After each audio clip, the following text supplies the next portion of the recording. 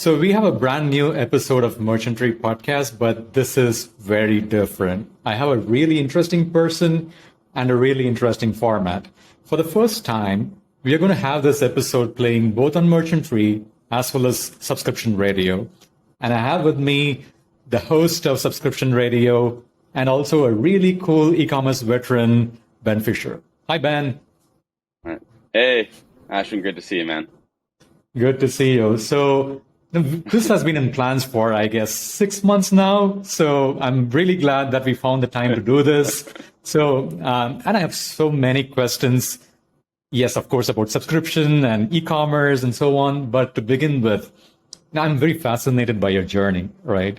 So, there are founders, there are entrepreneurs who take one problem and solve it for the rest of their lives, right? Mm-hmm. So you're a post-purchase experience veteran in the CPG and e-commerce space, right? One Click Pony, Carthook, Rodeo, they're all in the adjacent spaces. Was it planned that way, or like how did that happen?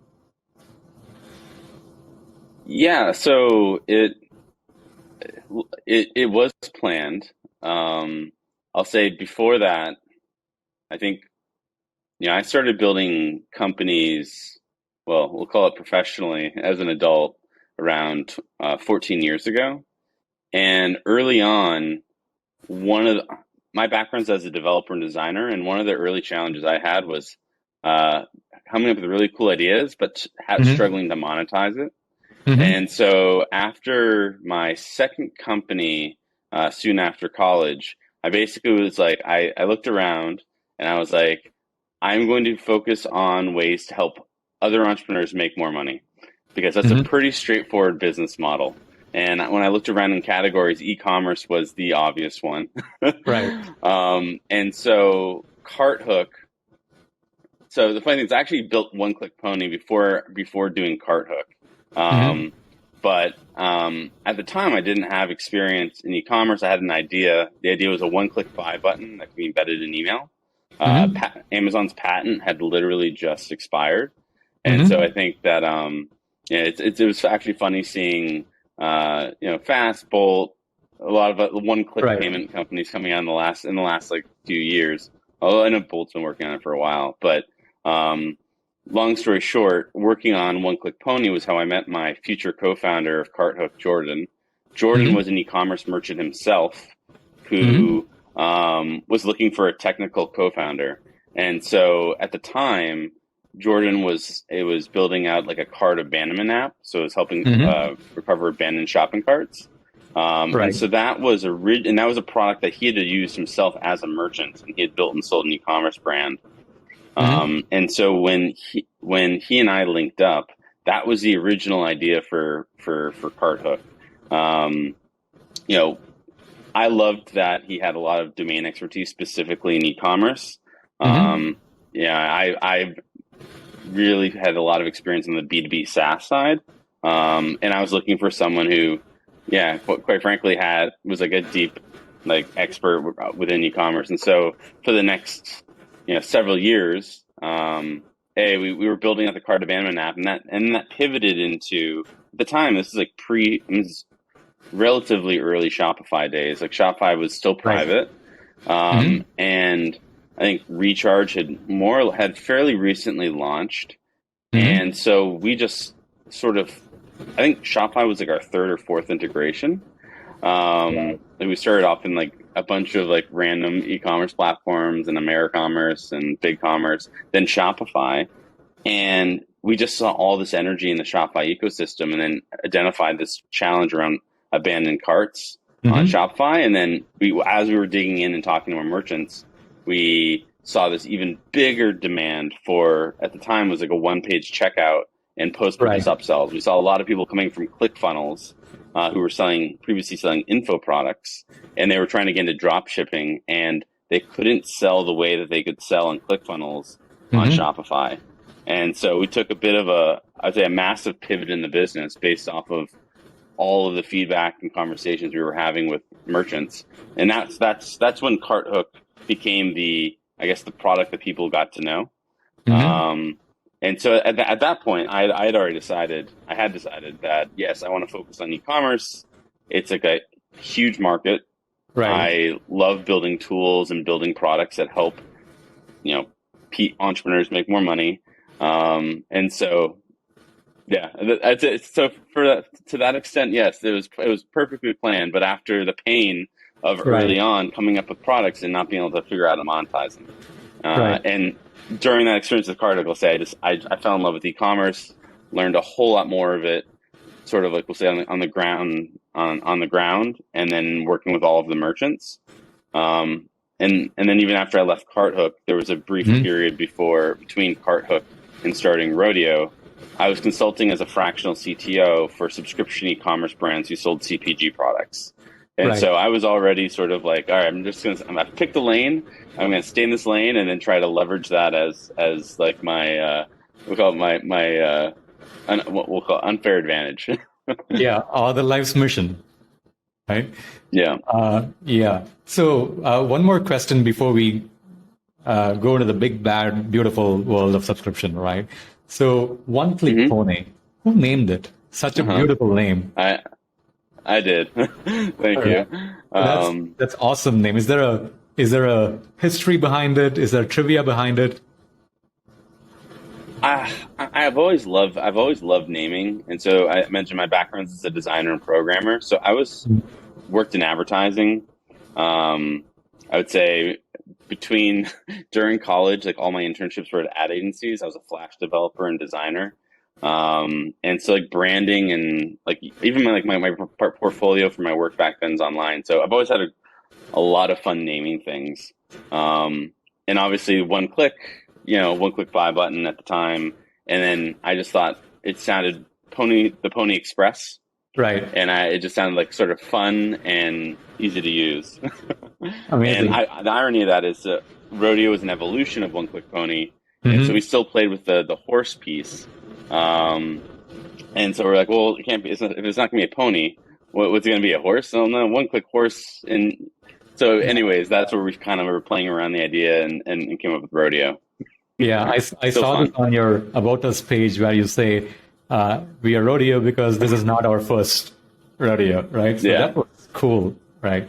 So let's launch into the topic for the day, which is, of course, subscription, right? So, I was digging into some macro numbers as we were planning for this conversation, right? Something just jumped out of the research I was doing, right? So, I think 2020 and 2021 were pivotal years for e-commerce that everyone understands, but I didn't realize Hmm. subscription also got a huge boost, right? So from an average of 2 subscriptions per average American household to 5 subscriptions, from $38 per subscription to $190, $200 per month. Hmm.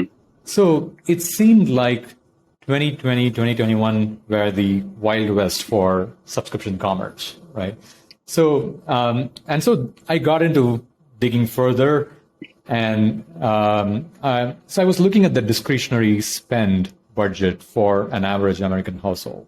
So if you look at the typical Hmm. categories like grocery, personal care, apparel, entertainment, and so on, where you would see subscription products, $900 is what like an average American household will spend on these categories. 22% of that is $200, and that's how much Hmm. that's how much a household spends on subscription. That seems huge. I thought like subscription would be 10% of their discretionary spend. 22, I wasn't ready Right. for it, right?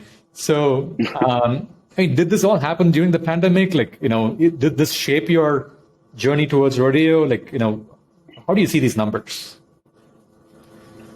I mean, I would say that, I mean, the numbers are really separate from those particular numbers are separate from just, I'd say, the trend that I saw at Carthook.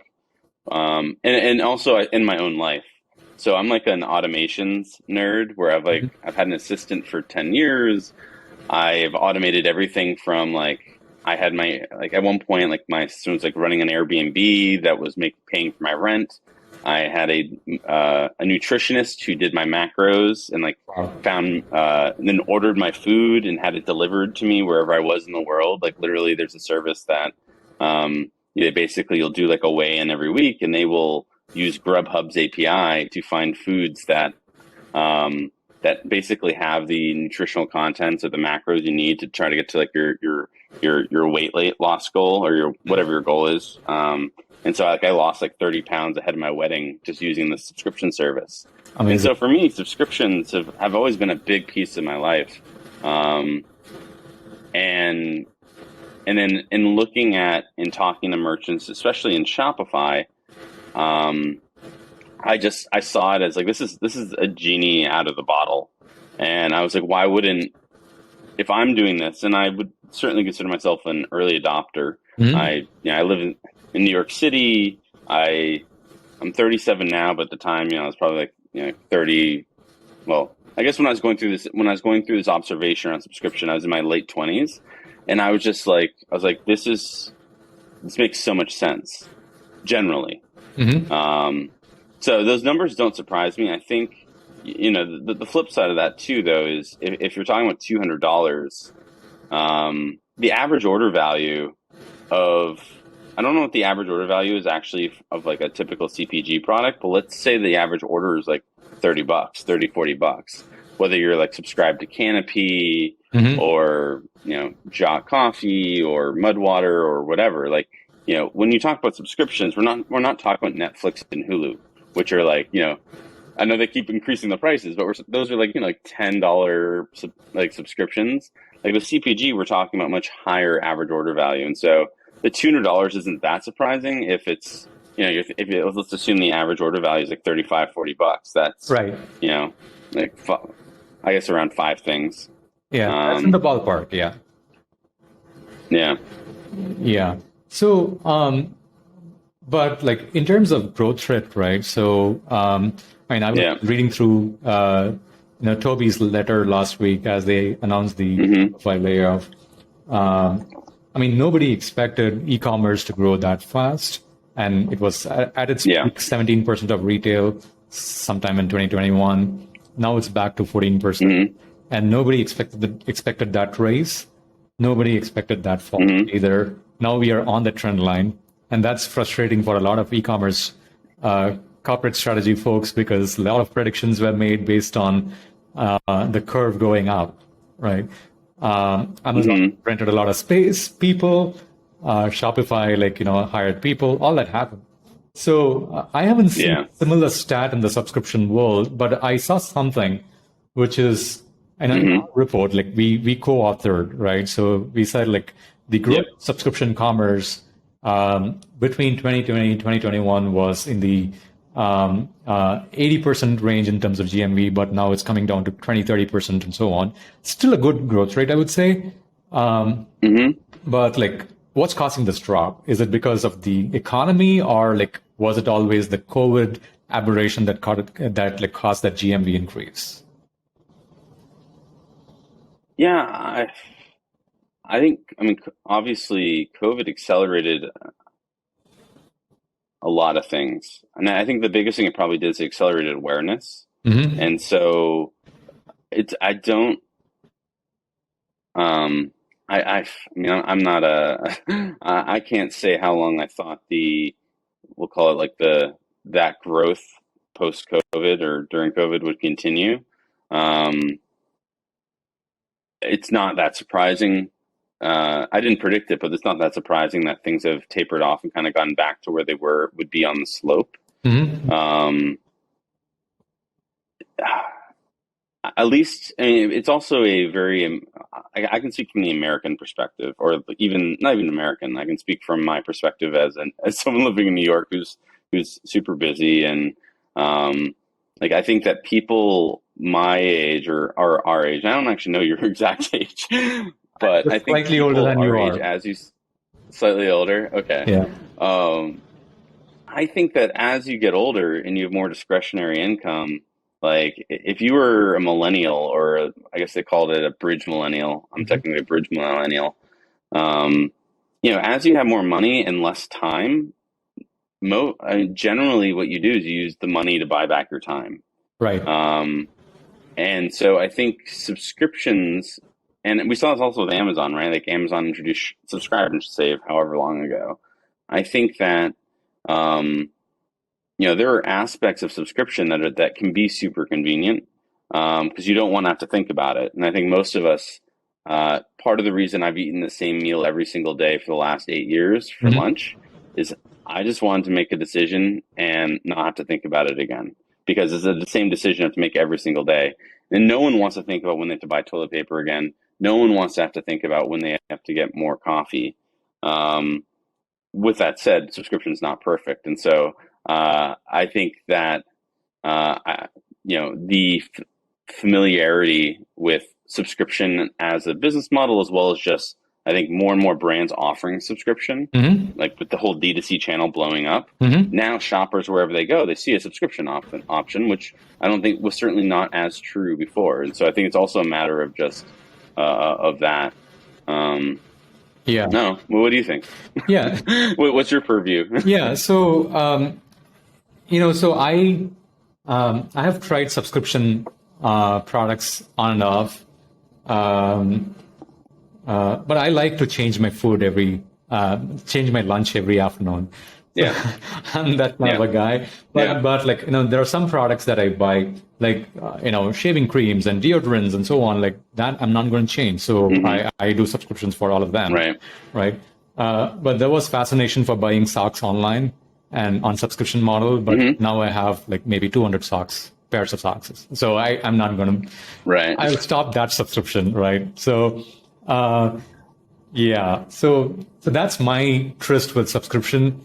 But it's interesting you talked about CPG as a category, DTC as a model within that.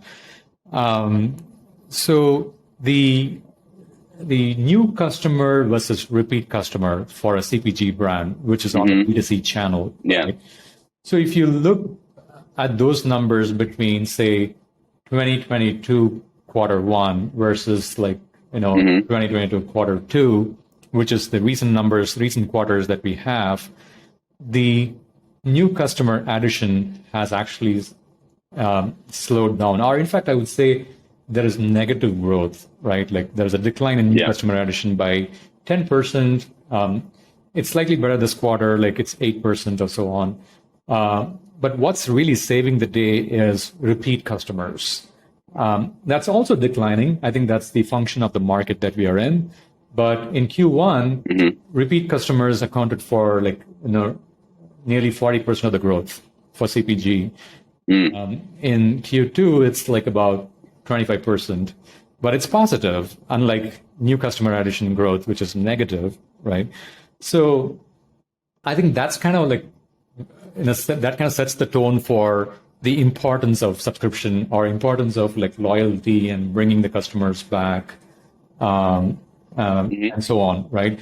So in the world that you're in, like you have a good view of like how brands are reacting to the downturn or recession. I don't know what the definitions these days are, but do you see brands talking more and more about subscription or at least repeat purchases?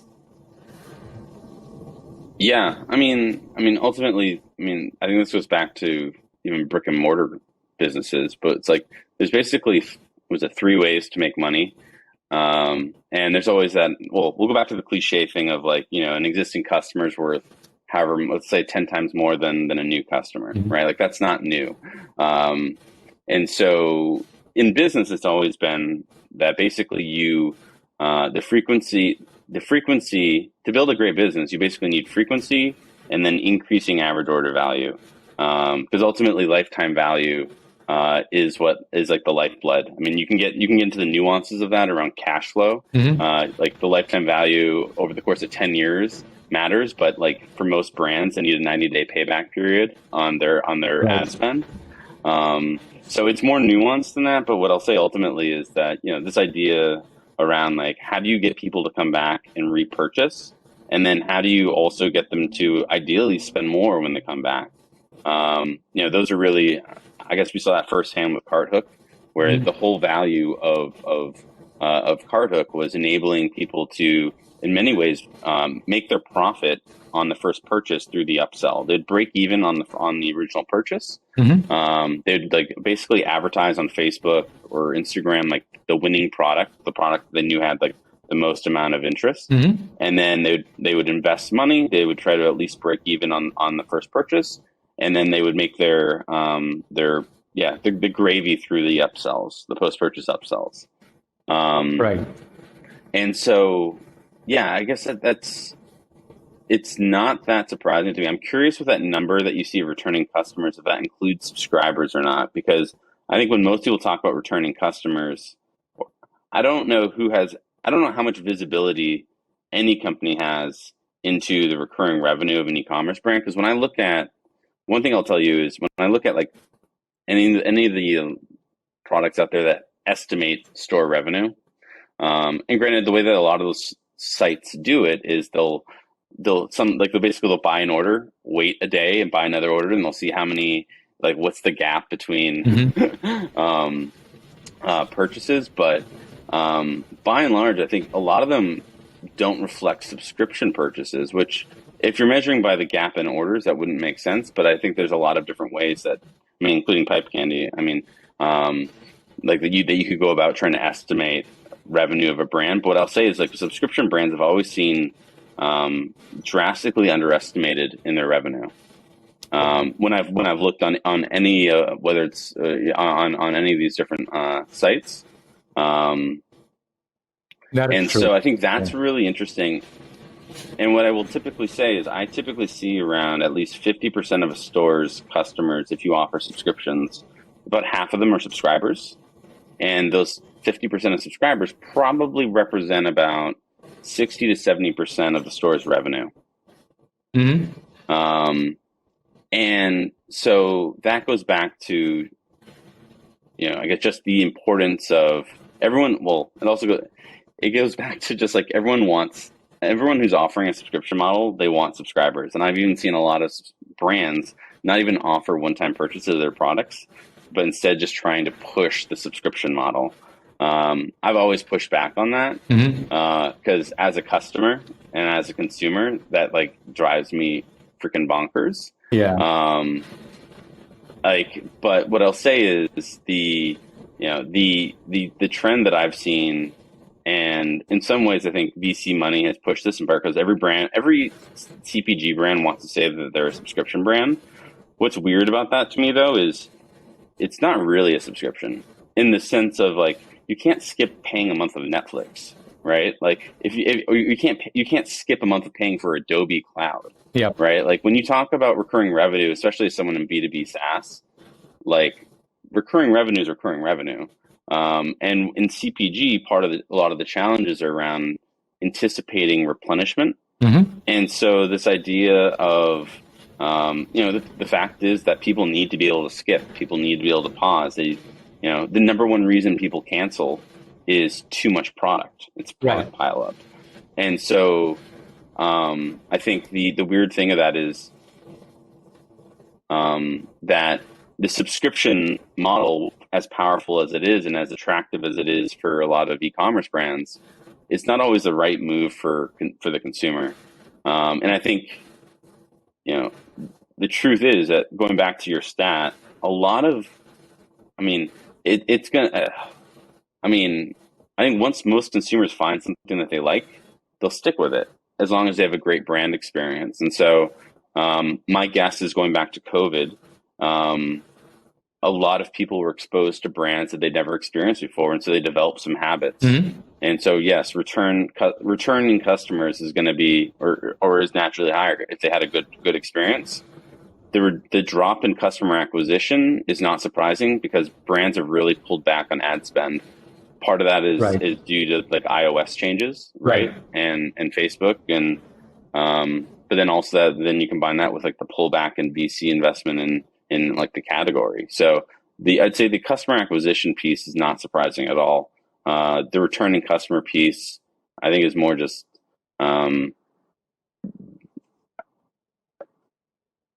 let's say like it's not, it makes sense. And it's also like the lifeblood of any brand. And one of the things I tell brands, especially subscription brands, is like, if you don't have a way of offering flexibility beyond just like flexibility within the subscription or membership, like as a consumer, like no one wants to be locked into something.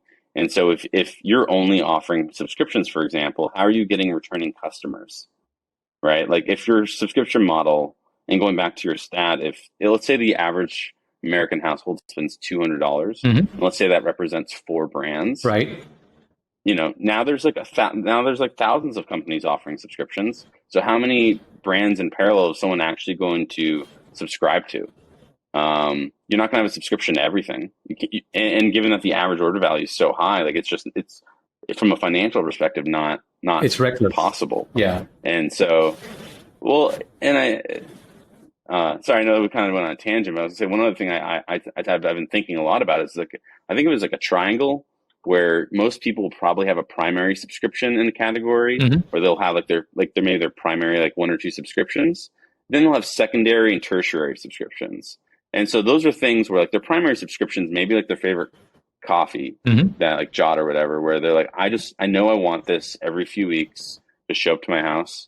And then they'll experiment with, or, incorporate some, I would say, some flavor and exploring and incorporating like other brands in the mix over the course of a year.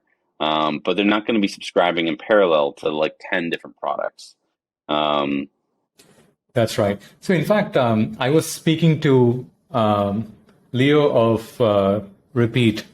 Of Repeat, yeah. I think the stat, if I remember it right, came from them. I think they are, I think this is public information, but they are processing little over $500 million or $1 billion. I don't remember. Like, so in those transactions, they separate between repeats versus like new customers. And that's kind of, that number looked very fascinating to me, right? So, I mean, if I'm a brand, and I've spoken to a few brands, right? So, I mean, all of them are interested in subscription because for the obvious reasons that you just mentioned, cost of acquisition and like lifetime value and so on. But there is also an inertia I've observed in some brands, especially because there was an uncertain supply chain issue and like cost of warehousing that increasing.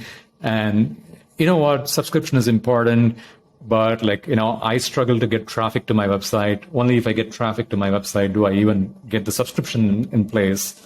So, might as well surrender to Amazon, right? So I'll put it up on Amazon, like Amazon has a subscribe and save. Maybe I should try that first and see how that goes before I lock into a subscription model for myself. I need to do a technology stack investment, so on and so forth, right? So the combination of access to Prime customers and FBA and a subscribe and save, all of them look interesting. So if you are an advisor to a brand, which I think you are, like in the capacity of like building technology stack, between launching subscription service versus some kind of a repeatability stack versus Amazon, how would you sequence this? I mean, and this is like one of those examples where I will say what I'm really good at, and I am not a marketer. I'm not a merchant. As much as I have spent time with merchants, and I've spent a lot of time in CPG, and a lot of my friends are merchants, I'm not an expert in like what that sequence should be. What I've observed and what I've had friends tell me is it depends, right? I think what I've seen is that, and I think this is probably, to whatever extent there is a truth, this is the truth, is there's a mix. As a consumer, I spend a lot of time on Amazon because it's convenient to buy things together. And so if you sell a product that typically would be purchased along with other products that a consumer would typically buy on Amazon, it would make sense at some stage of your business to invest in Amazon. The other thing is wholesale. And, I think DTC is really just, it's a channel. It's not what for most businesses, like you need to diversify beyond just that. And in addition to like adding more SKUs, adding more channels and distributions, like, it's like those are the ways to grow an e-commerce brand. I think you know, the fear, understandably, around being on Amazon is the private is basically Amazon ripping you off. Yeah. And then also copycats. I'll pick on China, but like copycats, like basically on drop shipping from Alibaba.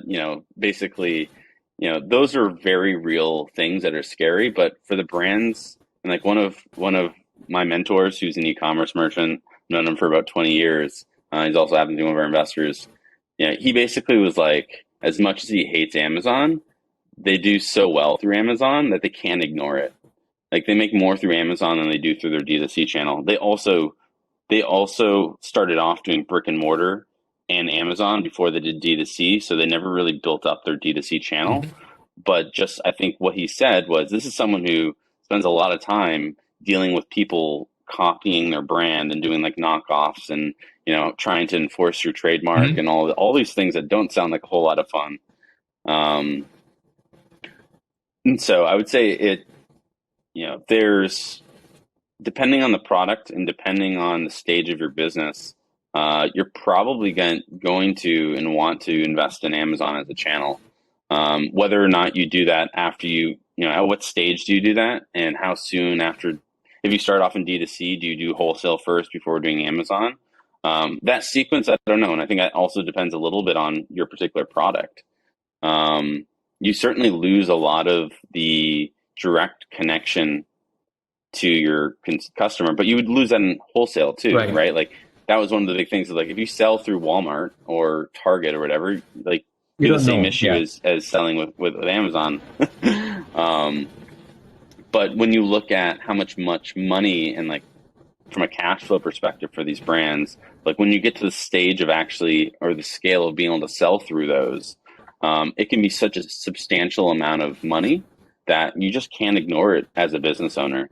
I think so for most people, D2C really becomes the place where you can create a unique consumer experience, and your D2C channel is the place to really double down on that experience. What can you get through your D2C channel that you wouldn't be able to get through Amazon or by buying at Target? And I think there's two things there. One of which Shopify is trying to help with, which is around like, how can Shopify help with operations around fulfillment so that you can compete, at least on like the turnaround time of, I want it next day or 2 days from now.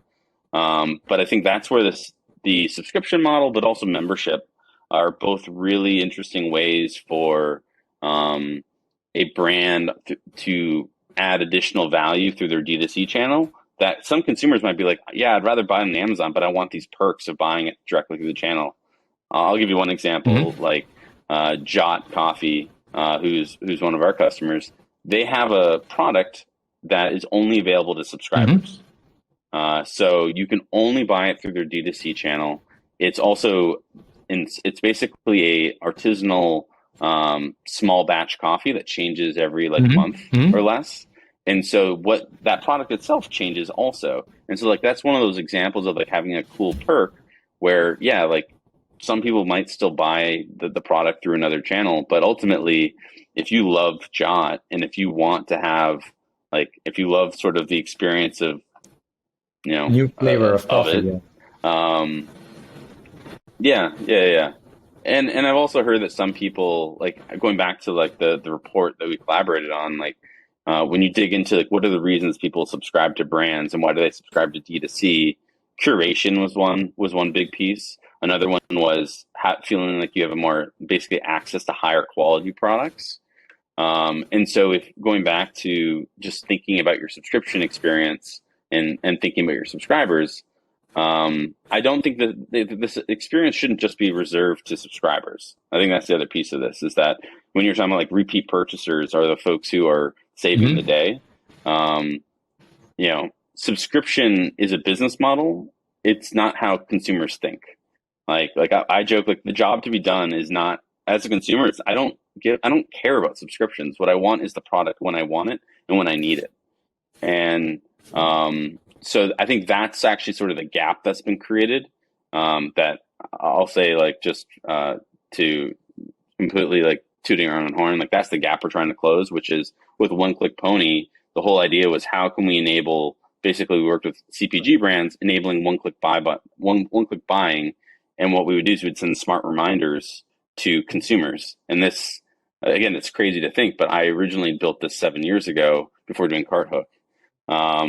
But then, even when I dusted off One Click Pony after leaving the day-to-day of CartHook, when we relaunched that product and we were doing it in CPG, this is like 3 years ago, I looked at it and I was like, you still have this gap between how, like, sometimes people want subscriptions, sometimes people want, like, to be reminded to replenish, and there's no way to close that gap.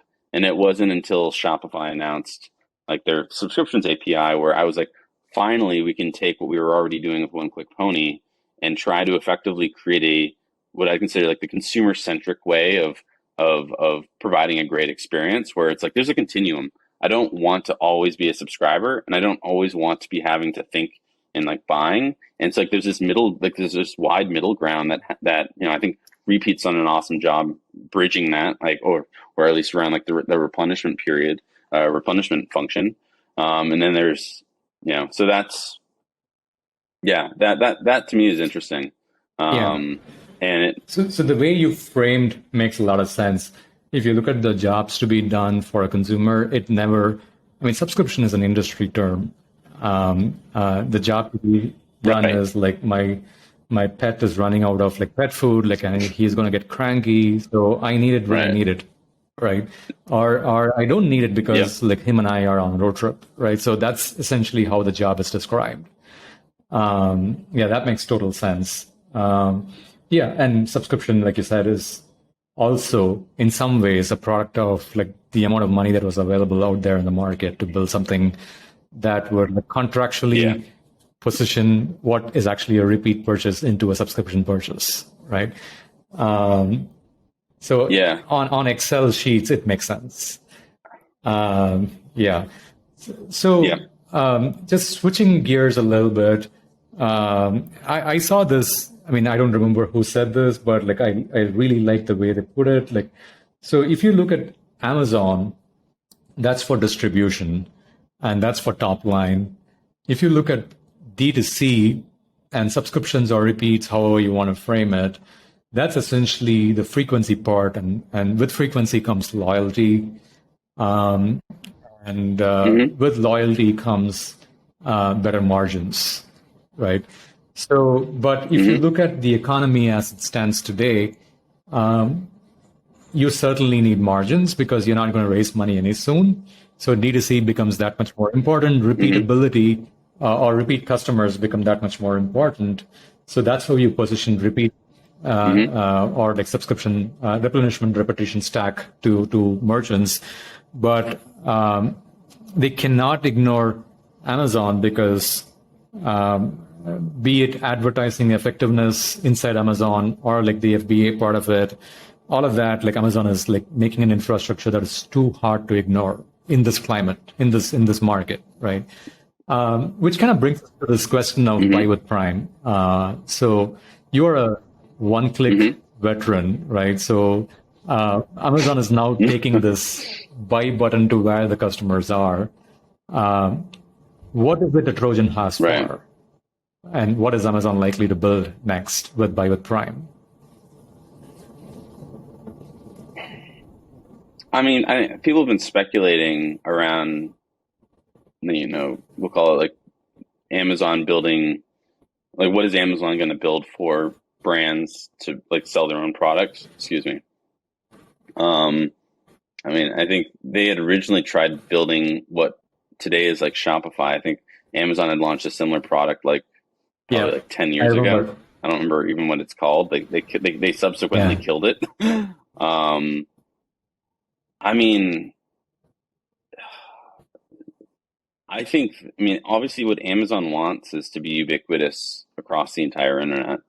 And so anywhere that you can buy with Prime or anywhere that it's convenient for someone to purchase something, and you can embed a button to buy, like That's really powerful. I'm not a wizard, so I have no idea what they're doing.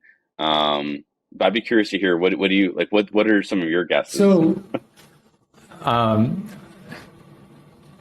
so Amazon has hundreds of people likely to be working on Buy with Prime, and that large an Yeah. organization is not to build Amazon Pay or Buy with Prime the way it is today, because those products like Amazon Pay has been around for a while. I would certainly think that it is a store builder, a Shopify killer, so to speak, right? So the question is, I mean, while Shopify, is doing everything they can from an infrastructure price standpoint, the Deliver acquisition that they did now, and the Shop app they have launched, and so on. So all of that will bring the distribution and like save some money for like the brands as they think about logistics and returns and so on and so forth.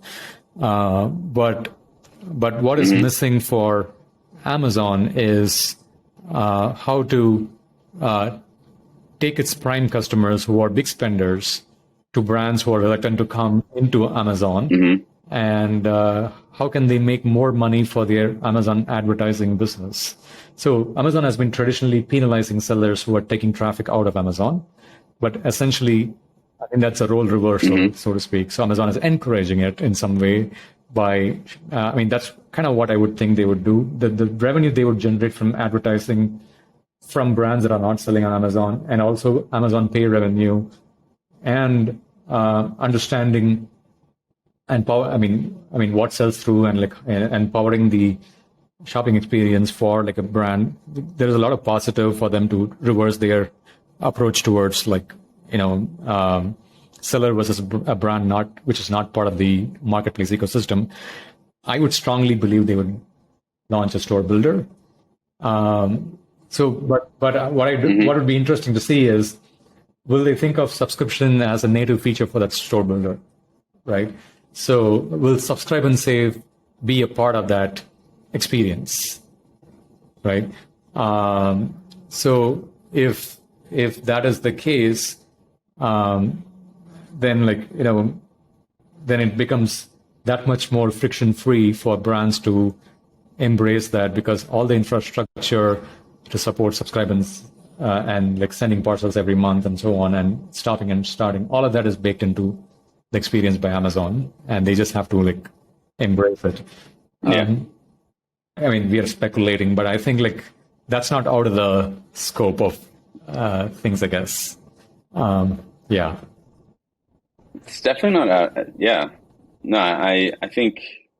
I mean, hey, if I was Amazon, and I mean, there's no doubt they're coming after this. We'll call it this part of the market.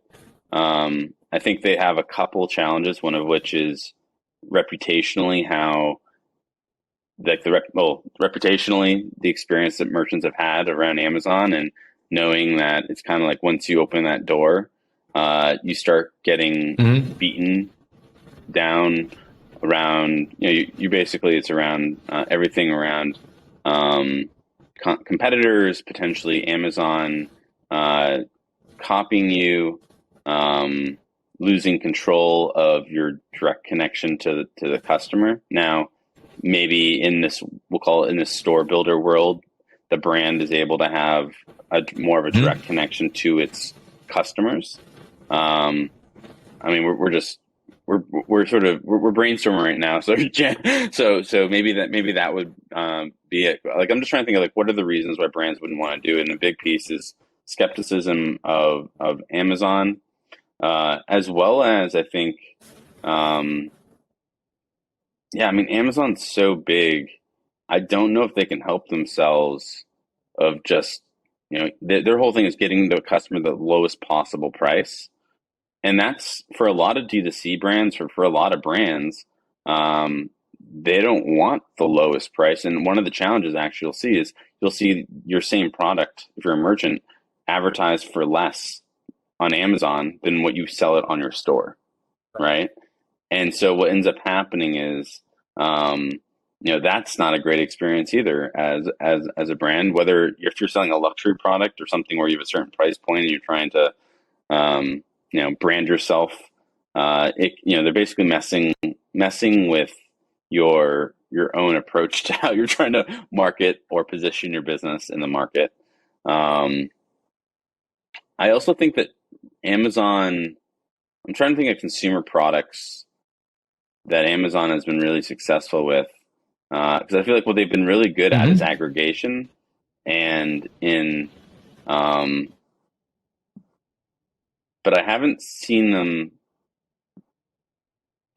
Yeah, I don't know. I mean, it's anyone's guess. I mean, what you also have happening is this whole headless ecosystem too, right? And so, um, I'm curious if there might be a certain segment of stores that would start with, and maybe it's the smaller ones, maybe it's people who are just starting out.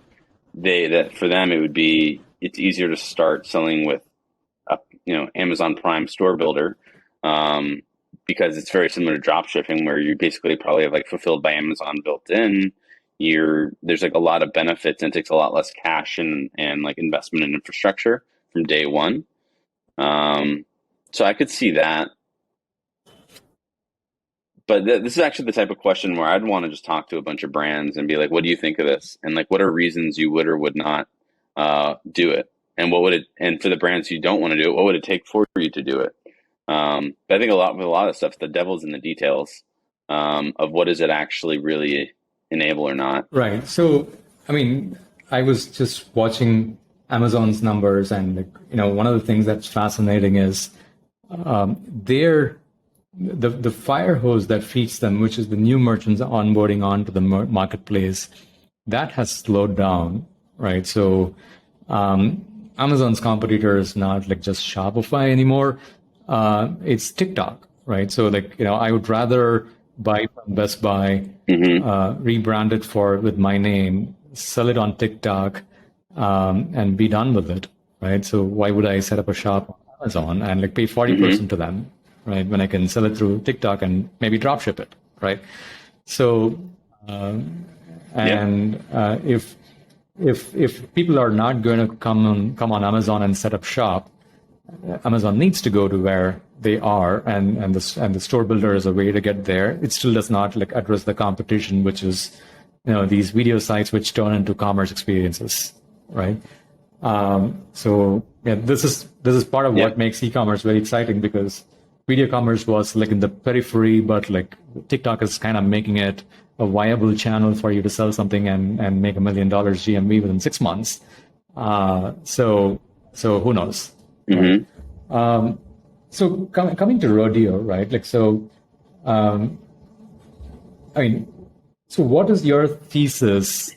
And in the world that is changing, with easy cash not available, cost of acquisition increasing. So how do you see your role as a company changing? And how are you? How are brands approaching you now when compared to say a couple of quarters ago? Yeah, so I think our mission from day one was basically building a consumer-centric experience, like subscription. We would describe it early on as consumer-centric subscription, and not a subscription. I've actually joked that we're like an anti-subscription subscription company, where as a consumer, and I've said this, subscriptions aren't right for everyone, and they're certainly not right for the whole time over the lifetime of a customer's relationship with a brand. Whether you're traveling or whatever, the whole point of the subscription business model, which was really built for brands, it wasn't built for the consumer. I would think I've talked to enough people and asked, how convenient is your subscription really? A lot of people, they'll say, oh, it's great not having to think about it. But then the flip side is everyone has stories, even around Amazon Subscribe and Save but it sucks when you open up your cabinet and you basically have a year's worth of beef jerky, for example. And the downside around subscriptions, in my experience, is that it can lead to you churning out what would otherwise be a great customer. And so for me, it's really looking at, like, I think for the last several years, and even like Recharge was really built from the point of view of merchants, like how to help merchants build like drive repeat purchases, or let me reframe that, how to build like recurring revenue. The challenge with that is once everyone's doing that, and if it's not great for consumers are going to gravitate towards solutions that are great for them. And so for us, I almost joke we're like a therapist, where we're trying to figure out, find a solution that's great for the consumer and great for the brand. Ultimately, what the brand wants and cares about is LTV. They also do care about like basically the payback period. But like, it's not an either or, it's a spectrum. And so with Rodeo, we really are, we're trying to bridge that gap. Because that to me is where like where like the interesting things exist, right? Like, I think there's a lot of things that I would buy on a regular cadence that I just would not subscribe to. Like the example I've been giving recently is, if you asked me to subscribe to having pizza every Friday, I would say no. Even though growing up, my family had pizza probably every Friday. But if you were to text me or email me on Friday morning or Friday afternoon and say, "Hey, do you want pizza tonight?" I 9 times out of 10 would probably say yes. And so when I think of subscriptions and I think of Rodeo and I think of what we're trying to do, it really is just like, there's no doubt you need, like, brands want and need subscriptions, and there's a lot of power in recurring revenue. And I know this as a B2B SaaS founder, right? Like, but the truth is that 40% of your subscribers each year are canceling, or approximately so. And they're doing it for reasons that have nothing to do with your product and everything to do with the lack of convenience. Yeah. And so I think going to tie it back to what you were asking around, like, what are we doing and what are we hearing from brands? I think that the question really is more focused around, how do we build, like, every brand wants to maximize LTV. They do want there's some time sensitivity to that, right? And so every brand wants their customer to be happy, but they also need to be a business. And so a lot of the conversations I have with merchants is, no one wants to give up, as a brand, that no one wants to give up their subscriptions, even if you were to look at their data and be like, well, you actually have this huge segment of customers who are canceling. And, you certainly have loyalists who will buy your product and subscribe to it, and they don't even care if they have too much of it. But there are customers who frequently skip. And so I would call those as like anxious subscribers, where they're worried they're going to get an unexpected charge from your brand. Right. And so those are all reasons why someone who would otherwise be buying from you repeatedly cancels. And then at that point, you don't know if they're going to buy from you again, or if they're just going to be buying reactively from like an email, from an email campaign. I think that there's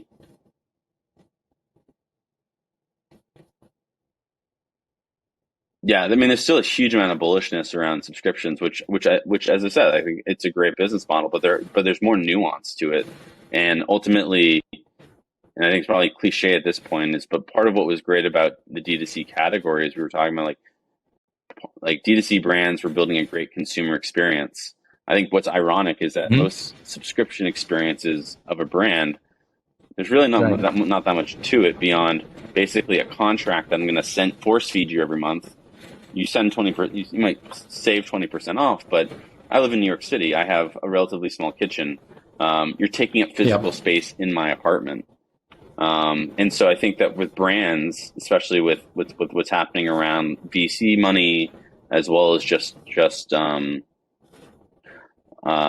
changes in the economy and uncertainty around the economy, they're going to need, and they're looking for ways to be creative to I hate saying like maximize LTV over and over again. But that's really, it's like, how do you retain your customers in a way in which it works for both the brand as well as for your customer? In fact, sorry, were you saying something? Yeah. So, no. In fact, this would be really cool. I don't know if Rodeo does this. So if a brand does subscription, they can continue doing that. But at the point when someone wants to cancel the subscription, they can route them to the Rodeo workflow, right? So, hey, instead of canceling the subscription, would you want me to remind in a timely cadence? And most likely they're going to say yes, right? Is that how it works? Or like, are you replacing subscriptions, or are you kind of like working in conjunction with subscriptions? Awesome. It's in conjunction. Again, this goes back to that being a therapist, where brands, and also I think from a business perspective, subscriptions make a lot of sense. And compounded interest, like when you think of anything, like it's just not about like no brand. I think brands that would struggle if they offered everything not as a subscription and people could just buy whenever they wanted. That would be good for the consumer, but probably not good for the brand, and a lot of brands wouldn't be able to survive.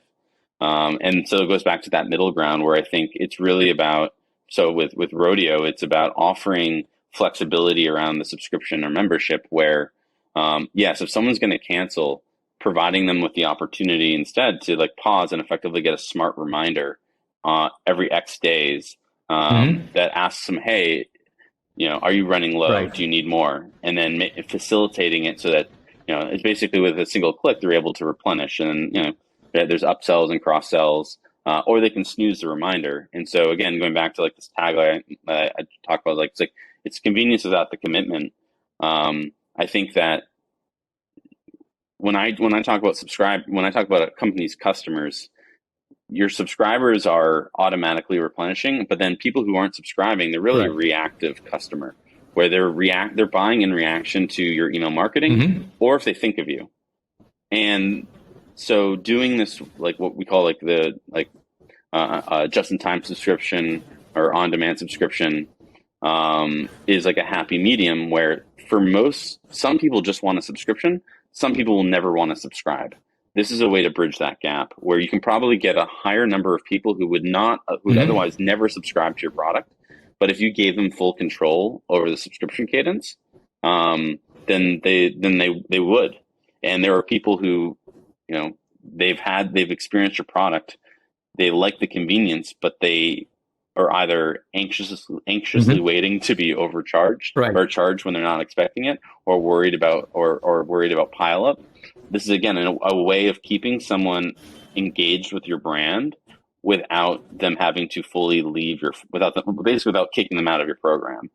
And there's some mechanics that we've built into the just-in-time subscription, on-demand subscription that help merchants around basically like perks. You get certain perks as long as you're buying within a certain period.